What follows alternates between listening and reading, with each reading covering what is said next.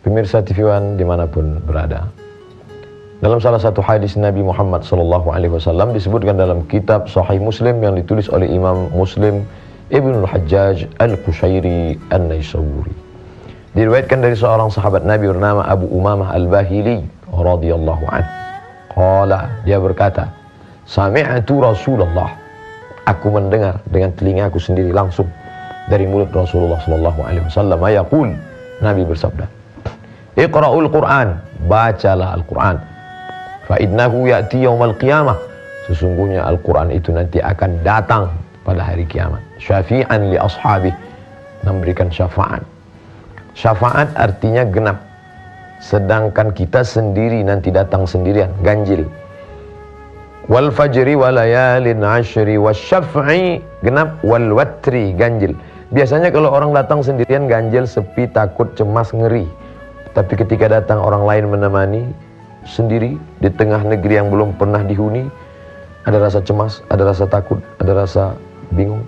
Tiba-tiba datang seorang kenalan, oh senangnya. Begitulah agaknya nanti kita menghadap Allah Subhanahu wa taala. Wa laqad ji'tumuna furada, kamu akan datang menghadap Allah Subhanahu wa taala sendirian. Kama khalaqnakum awwala marrah, sebagaimana kami dulu menciptakan engkau sendirian, datang sendirian ke alam yang fana ini sendirian. Kamu pun nanti akan datang menghadap Allah sendirian, tunggal, tidak ada siapapun. Lalu kemudian datanglah syafi', orang yang menggenapkan kita. Selalu diterjemahkan penolong. Boleh, tidak salah. Siapa menolong itu? Syafaat Nabi Muhammad SAW. Siapa lagi? Syafaat para malaikat. Siapa lagi? Syafaat orang-orang soleh. Siapa lagi? Syafaat anak yang meninggal ketika belum akil balik. Siapa lagi? Syafaat Al-Quran. Iqra'ul Quran, bacalah Al-Quran. Apalagi di bulan suci Ramadan. Ada apa dengan bulan Ramadan? Apakah yang kita sembah di bulan Ramadan beda dengan yang di bulan lain? Tidak ada bedanya. Lalu kenapa di bulan Ramadan kita disuruh memperbanyak bacaan Al-Quran? Yang pertama, Syahrul Ramadan alladzi unzila fihi Al-Quran. Bulan Ramadan, bulan turunnya Al-Quran. Oleh sebab itu di bulan turunnya Al-Quran tentu kita perbanyak. Yang kedua, alaikum bisunnati, ikuti sunnahku, kata Nabi. Sunnah Nabi Muhammad SAW, beliau mengkhatamkan hafalan bacaan Al-Quran terus menerus di bulan Ramadan. Oleh sebab itu maka inilah mengapa kita memperbanyak, apalagi di bulan biasa. Di bulan Ramadan ini dilipat gandakan daripada amalan-amalan yang ada di bulan puasa. Oleh sebab itu, Iqra'ul Quran, baca Al-Quran. Habis subuh 2 lembar, habis zuhur 2 lembar, habis maghrib 2 lembar, habis isya 2 lembar, habis asar 2 lembar, 10 lembar, 1 juz. InsyaAllah 1 juz. Adwamuha wa in qalla, sebaik-baik amal itu adalah adwamuha, continue, berkelanjutan, wa in qalla, walaupun sedikit. Daripada sekali duduk 15 juz tapi setelah itu tidak pernah buka Quran sama sekali. Siapa yang akan menolong kita nanti di hadapan Allah ketika datang sendirian? Yauma yafirul mar'u min akhi, saudara kandung pergi sendirian. Wa ummihi, ibu kandung pergi sendirian. Wa abi, ayah kandung pergi sendirian.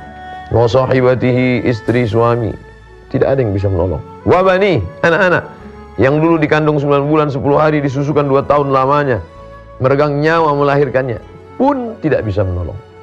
Oleh sebab itu sayangilah diri dengan baca Al-Quran. Jadi kalau kita lihat mengapa orang di stasiun bis buka Quran, di atas kereta api buka Quran, ini orang riya, ini orang apa baca Quran di mobil. Bukan, dia sedang mencari teman sahabat. Kalau dalam perjalanan hidup yang singkat 63 tahun, dipotong masa akil balik 10 tahun tinggal 53, dipotong masa kerja, dipotong masa tidur, dipotong. Kita ingin ada teman sahabat yang menemani kita di alam yang terang benderang ini, apalagi di alam nanti penuh dengan bermacam ujian dan cobaan. Siapa yang akan menemani kita? Iqra'ul Quran. Ketika salafus salih dulu terus menghafal, membaca, merenungkan, mengamalkan, mengajarkan. Khairukum, siapa orang paling baik di antara kita? Apakah yang paling tinggi jabatannya? Apakah yang paling banyak hartanya? Apakah yang paling ganteng rupa bentuk wajahnya?